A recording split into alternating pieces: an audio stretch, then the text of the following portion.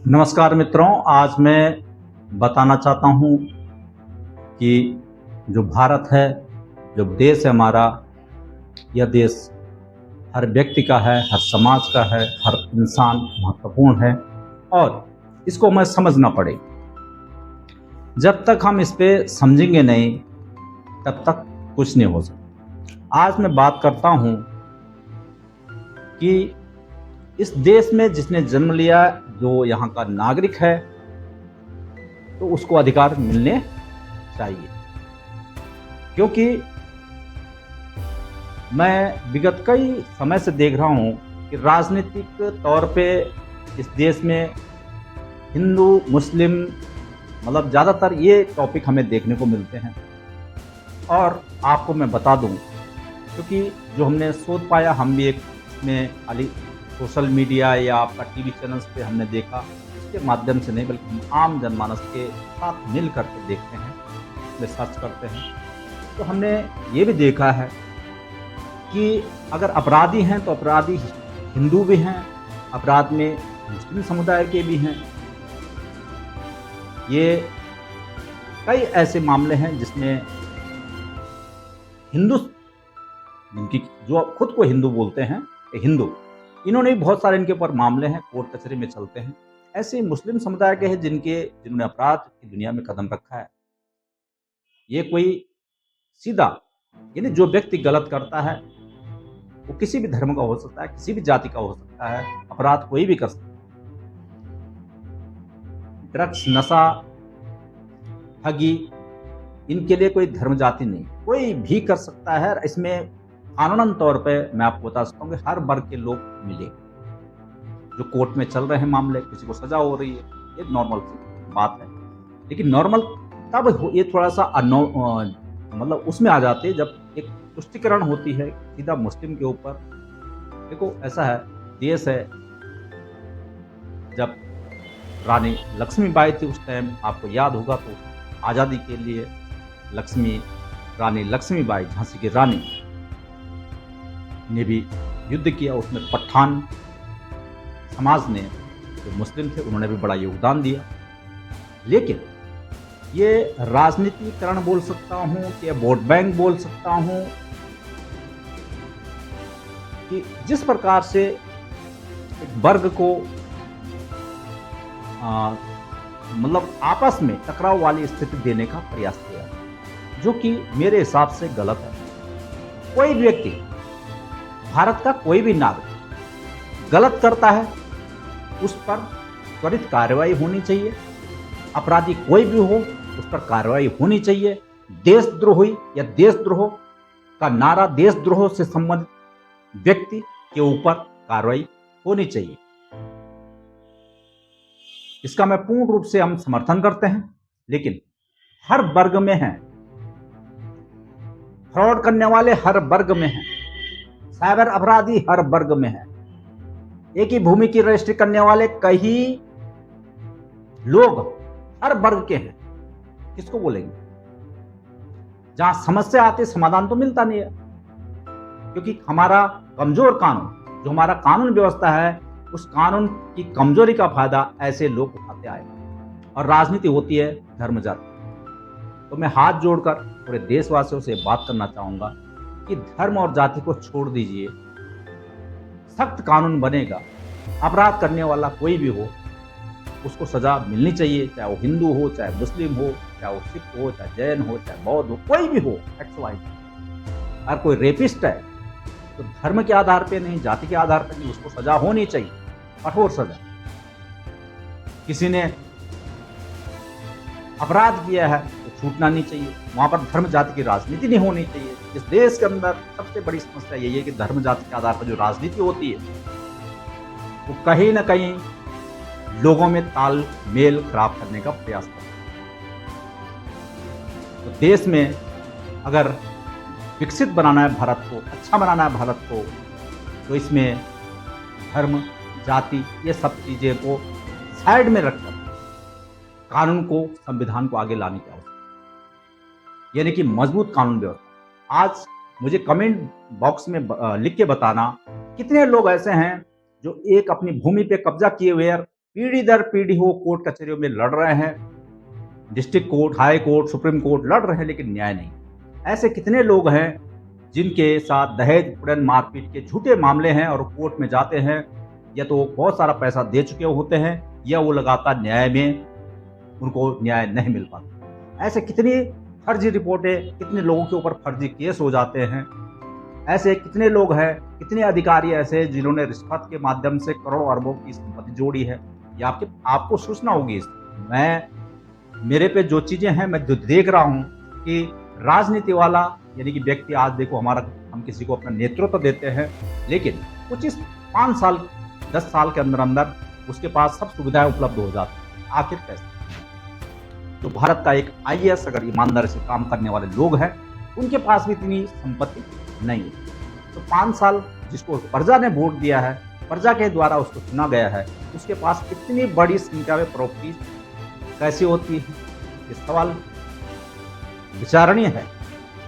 दूसरा, राजनीति में आने वाले कोई व्यक्ति वो समाज के लिए जनहित का कार्य करता है, तो उसको किस बात की टेंशन? तो दूसरा प्रश्न है, उसको किस बात की टेंशन? तीसरा, उनके लिए सिक्योरिटी बंदोबस्त। ये हमारे देश में है, उनको इस तरह से वीआईपी के श्रेणी में रखा जाता है। आप भारत की स्थिति देखिए, आप पत्रकारों की स्थिति देखिए, आप जो रिपोर्टर हैं हमारे, कई ऐसे हैं जो सच की न्यूज कवरेज करते हैं, उनके साथ या तो केस वोट के ऊपर हो जाता है, फर्जी केस लग जाता है, ये धमकियां मिलनी शुरू हो जाती हैं। कानून व्यवस्था ही नहीं। जब तक सख्त कानून नहीं बनेगा कि आप किसी को धमकी नहीं दे सकते, किसी लड़की के साथ, महिला के साथ रेप नहीं कर सकते, यानी मृत्युदंड, कुछ भी गलत एक्टिविटी, नशा का आप जो है जखीरा चला रहे हो, आप ड्रग्स सप्लायर बने हुए हो, तो जमानत नहीं, उम्र कैद होगी। ये फिक्स होने जरूरी है, कानून सख्त होना जरूरी है। कानून का जब डर होगा, किसी नेता ने अगर घोटाला किया तो सीधा जेल। अगर कोई जो है अपने अपराध के श्रेणी से किसी को राजनीति में आ रहा है बंदा, तो उसको टिकट राजनीति में उतरने का मौका ही नहीं मिलना चाहिए, किसी भी वर्ग का हो। यानी राजनीति में ईमानदार लोगों की आवश्यकता होनी चाहिए, जिनको देश से प्रेम हो, जो देश के लिए बेहतर, समाज के लिए बेहतर काम करने की क्षमता रखते हैं। उनको राजनीति में आने का अवसर मिलना चाहिए, किसी भी वर्ग, धर्म, जाति का हो, लेकिन इस तरह से नहीं। बड़ा दुख होता है हमें इन चीजों से कि भारत, जो कि सोने की चिड़िया कहलाने वाली भारत, और आज की जो स्थिति है, इसमें आम जनमानस कितना परेशान है। बहुत सारे मामले ऐसे हैं कि भूमि कब्जे के मामले, करोड़ रजिस्ट्रियां हैं, एक ही भूमि की कई रजिस्ट्रियां हो जाती है। उसके बाद अभियुक्त, जिसमें पैसा जिसका जाता है, वो जो है परेशान होता है, कोर्ट में भी फैसला, न्यायालय में फैसला नहीं मिल पाता है। मैं आम आदमी से पूछना चाहता हूं कि देश धर्म जाति से चलेगा क्या? सवाल ये होता है, इस देश में धर्म जाति से देश नहीं चलने वाला। आप के अंदर क्या क्वालिटी है, आप कितने तरह से मेहनत कर रहे हो, देश वहां से चलेगा, आपका घर परिवार वहां से चलेगा, आप मेहनत से चलेगा। देश ईमानदारी के साथ आगे तब बढ़ सकता है, और जब हर व्यक्ति के साथ न्याय हो, गरीब हो, अमीर हो, कोई भी कानून जब सबके लिए एक जैसा लागू, और वो है सख्त कानून। सख्त कानून बनेगा तो अपराध नहीं होगा। कानून का डर रहेगा। आज स्थिति ऐसी है कि जिसकी सरकार होती है, उसी के राजनीतिक यानी प्रशासन भी उसी के अनुसार काम करने लगता है। मजबूरी है कि कानून सख्त नहीं है। कानून सख्त होगा तो एक व्यक्ति, एक आईएएस, जो कि बहुत संघ लोक सेवा के आयोग द्वारा एक बहुत बड़ी परीक्षा में बैठता है, वहां से बहुत अच्छी तरह से एक अधिकारी बनता है, और उसके बाद क्या होता है, एक जो 8वीं 10वीं पास नेता है, वह भी उसके ऊपर हुकूमत करता है। जरा सोच सकते हैं, एक इतना विद्वान आदमी जिसने इतनी बड़ी मेहनत करके पढ़ाई की है अपनी योग्यता के आधार पे, और उसको 8वीं 10वीं पास एक जिसको प्रजा ने वोट देके अपना नेता बनाया है, वो भी उसको तंज कसता है, अपने अनुसार काम करने का प्रयास करता है, उसे करना पड़ता है। क्यों? कानून कमजोर है। इसलिए सख्त कानून होना चाहिए। जो भ्रष्टाचार वाले नेता है, इनकी पूरा लेखा जोखा खुलना चाहिए, इनकी संपत्ति जब्त होनी चाहिए, ये कानून जब सख्त होगा तब हो सकता है। कोई भी अपराधी बचना नहीं चाहिए कानून के साथ, तब जा करके आम आदमी के साथ न्याय हो पाएगा। नहीं तो जिसकी जेब में पैसा है, जिसकी जो ठीक ठाक लोग हैं, जिनके पास अथाह संपत्ति है, तो कानून उन्हीं का साथ है। आम आदमी को न्याय नहीं। आपको मैं बता दूं, बहुत सारी घटनाएं ऐसी अनगिनत। इसका जिम्मेदार कौन है? हम जाति और धर्म के बीच में लड़ते रहेंगे, क्योंकि लड़ाने वाले हमारे, जो हम जिनको चुन के भेजते हैं, वो हमारे थोड़े नहीं होते। उनको पैसा, धन, प्रॉपर्टी, उनको तो जोड़ना है, और उन्हें हम मौका देते हैं। मौका देने वाले लोग जो आम वोटर हैं। इसलिए इस चीज को अपने तरीके से आप समझें। किसान नेता जो किसानों के हक की बात करते हैं, ये नेता भी, इनकी संपत्ति अगर देखो तो यह अथाह है। इस देश की यही विडंबना है, जो आवाज उठाने और जिसको पब्लिक यानी जनता के द्वारा चुना जाता है, वह जो है राजनीति में आने के बाद भी अपने नेतृत्व के बाद बहुत अमीर बन जाता है, जिसको कि एक IAS बहुत बड़ी मेहनत के बाद भी, इसमें बड़ी परीक्षा उत्तीर्ण करने के बाद सर्वोच्च पद पर जो बैठता है, उसके पास भी इतनी संपत्ति नहीं। इसलिए इस देश का सख्त कानून होना जरूरी है। जब सख्त कानून होगा तो फर्जी कंप्लेंट लिखने वाला भी जेल जाएगा। यानी कि मैंने अगर कोई फर्जी कंप्लेंट लिख दी किसी के खिलाफ, तो ये नहीं कि गलत पाएगा, उस पर भी कार्रवाई होनी चाहिए। कई मामले ऐसे हैं, आप पुलिस में कंप्लेंट करते हो किसी चीज का, लेकिन ऊपर से राजनीतिक या बड़े दल है, माफिया लोग हैं, तो वो आपको उल्टा घसीट देंगे। इस देश में जब तक कानून व्यवस्था दुरुस्त नहीं होगी, पुलिस प्रशासन भी अपना काम अलर्ट मोड में नहीं कर पाएगा। रीजंस होता है प्रशासन के ऊपर सरकार का दबाव, वो जैसे चाहे वैसे करवा सकते हैं। इसलिए एक देश में एक जैसा कानून, एक बेहतर रोजगार युक्त शिक्षा का होना बहुत जरूरी है। क्योंकि हर व्यक्ति IAS नहीं बन सकता, हर व्यक्ति PCS नहीं बन सकता, हर व्यक्ति बैंकिंग क्षेत्र में नहीं जा सकता, हर व्यक्ति को सरकारी जॉब नहीं मिल सकती है। लेकिन रोजगार शिक्षा रहेगी तो इस देश के अंदर हमें हर काम हमारे लिए महत्वपूर्ण होगा। ये सिस्टम जो है गड़बड़ा रहा है, हर किसी को सरकारी नौकरी चाहिए, हर कोई सरकारी नौकरी के लिए मेहनत करता है। लेकिन अगर आपका हेल्थ खराब होती है तो आपको सरकार नहीं, प्राइवेट हॉस्पिटल चाहिए। आपको शिक्षा लेनी है तो आपको प्राइवेट निजी स्कूल चाहिए। कारण क्या है? क्योंकि ये मानसिकता इस तरह से बनी हुई है। इसका सारा जिम्मेदार अगर समझो तो ये राजनीतिक पार्टियां ही हैं। आपको बता दूं, जितने भी राजनीतिक लोग हैं, इनके बच्चों अगर एजुकेशन ले रहे होंगे तो किसी बड़े स्कूल में या विदेश में पढ़ रहे हैं। लेकिन यहाँ भारत माता की जय, भारत की बात करने वाले लोग हैं सारे। तो हमें थोड़ा सा चेंज, परिवर्तन लाना जरूरी है। और परिवर्तन, सीधा सीधा परिवर्तन यह है, इस देश के अंदर एक कठोर यानी सख्त कानून व्यवस्था लागू हो जाए।